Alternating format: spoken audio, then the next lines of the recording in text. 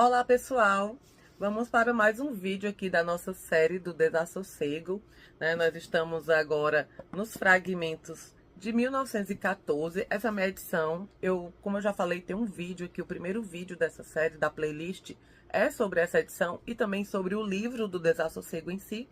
E lá eu menciono que essa edição é em ordem cronológica, né? Os fragmentos estão em ordem cronológica. Então, nós finalizamos aí os fragmentos de 1913 e estamos nos fragmentos de 1914. Esse que eu vou comentar com vocês hoje, que é o fragmento 49 nessa minha edição, na edição da Príncipes, que é aquela que a gente está comparando, nós continuamos naquela parte dos grandes trechos. E o trecho se chama Exame de Consciência.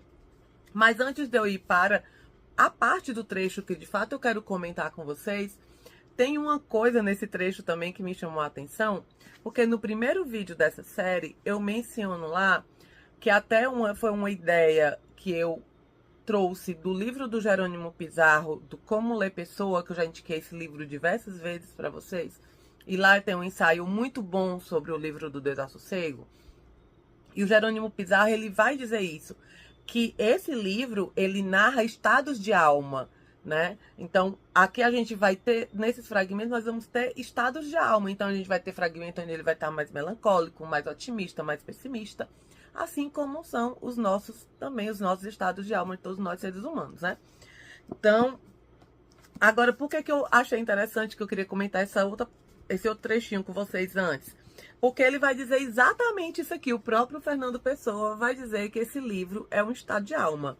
Ele vai dizer assim: este livro é um só estado de alma, analisado de todos os lados, percorridos em todas as direções. Percorrido em todas as direções. Eu achei muito relevante isso e quis compartilhar com vocês. E assim, a gente vai ver que nesse trecho que eu vou comentar, o estado de alma em que ele se encontra é um estado de alma muito descrente na própria potencialidade. E ele está descrente na própria potencialidade porque ele se sente de uma maneira que eu acho que é muito comum nos sentirmos hoje, principalmente nessa época de produção em massa de conteúdo. Nessa época onde nós estamos sendo bombardeados a todo momento de informações, todo momento estão surgindo aí ideias, né? E mais ideias. Então, é um sentimento que eu acho muito contemporâneo, né? Nosso, que é a sensação de não ser original, de não ter originalidade. É isso que ele sente nesse fragmento. Ele está descrente na própria potencialidade justamente porque ele sente que ele não tem originalidade, né? Mas vamos ver o que a pessoa diz. Ele vai dizer assim: tanto doente como eu, nem o privilégio de uma pequena originalidade de doença. Faço o que tantos antes de mim fizeram. Sofro o que já é tão velho sofrer. Para que mesmo pensar estas coisas, se já tantos as pensaram e as sofreram, né? Então você vê aqui que ele está nessa descrença no próprio potencial, porque ele diz que ele está doente, ele diz que nem mesmo a doença lhe confere esse privilégio da originalidade, né? Aí eu fiquei pensando e quis trazer aqui pra gente pensar junto, o que é ser original? O que é ser original nessa época, como eu falei, onde nós estamos a todo momento sendo bombardeados de informações, de ideias, sempre tem algo surgindo. O que é ser original hoje em dia? Sabe por que a gente fica muito nessa crise de não nos acharmos originais? Eu acho que é porque a gente toma originalidade por ineditismo, né? Se a gente for pensar que ser original tá ligado a essa questão do ineditismo, ser inédito, gente, pega a história do pensamento aí. De Tales de Mileto para cá, ninguém é original, então. O que é que os pensadores eles fazem? Um pensador A diz A e o pensador B pega o que A pensou e faz e gera um novo conceito. Aí o pensador C diz, não, A e B vocês não sabem de nada, eu vou reformular aqui, vou criar algo novo. É assim, nós somos conduzidos por uma rede de influências, né? Não tem como evitar. Então, assim, se a gente for tomar originalidade por ineditismo, ninguém é original, sabe? Pega aí, é como eu falei, pega a história do pensamento, vocês vão ver. O que é que se torna original? É a roupagem que aquela nova pessoa, aquela nova ideia traz. É a roupagem que aquele ser pensou, entende?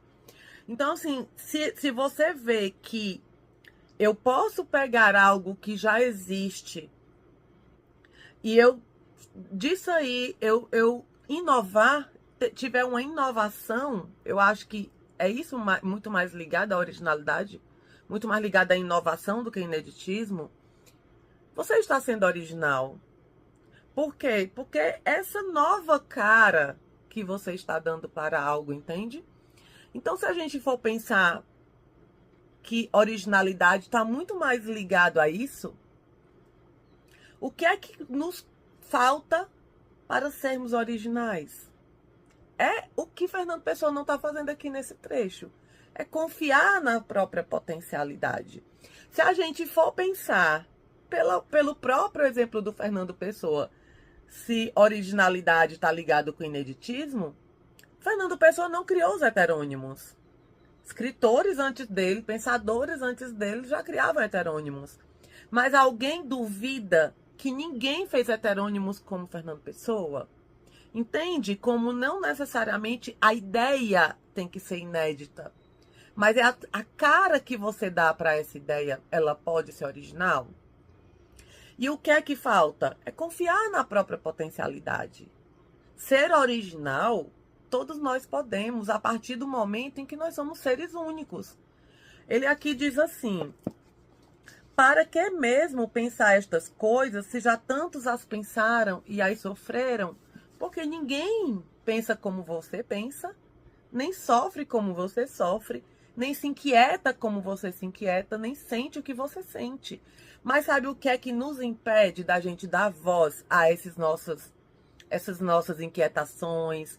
Sabe o que é que impede da gente dar voz a esses nossos pensamentos? Pensar, como ele diz, é pensar o que já foi pensado, mas pensar a nossa maneira. E o que nos impede de desenvolver essas nossas potencialidades é o medo. É o medo do julgamento do outro, é o medo do fracasso, né?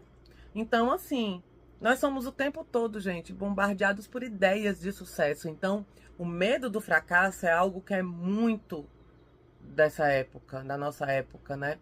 Então, se eu tenho muito medo do fracasso, se eu tenho medo do que os outros vão pensar, se eu tenho medo do que os outros vão achar, daquilo que eu tô fazendo, do que eu tô pensando, o que é que eu faço? É mais fácil eu ir para o que já foi feito, para o que já foi testado, para o que já deu certo, aparentemente, né?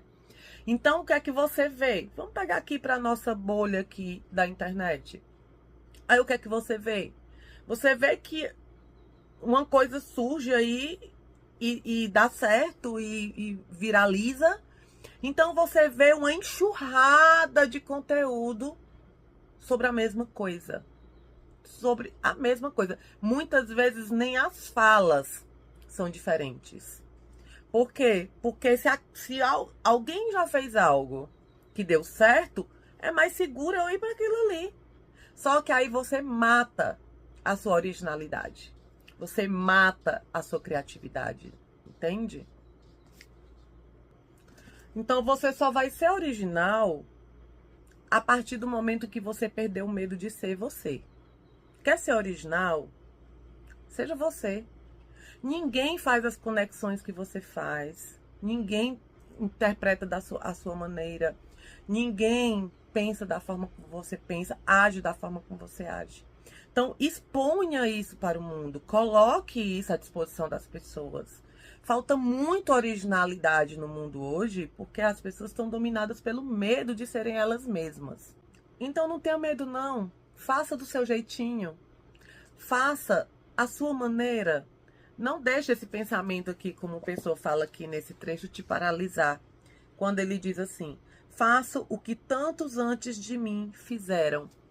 Tantos antes de você já fizeram inúmeras coisas, mas ninguém fez a sua maneira.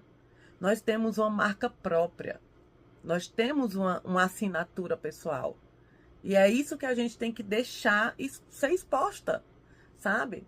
Para o mundo. Sempre vai ter alguém que acha que o que você faz é besteira, que faria melhor, que o que você fala é bobagem. Sempre vai ter. Mas se você se deixar paralisar por esse medo, se você se deixar paralisar por essa ideia, você também vai deixar de perceber a quantidade de conexões que você poderia fazer. Sempre vai ter alguém também que se conecta com aquilo que você fala, com aquilo que você faz. Sempre vai fazer sentido para alguém. Entende? Então é isso que importa. Então, quer ser original? Seja você mesmo.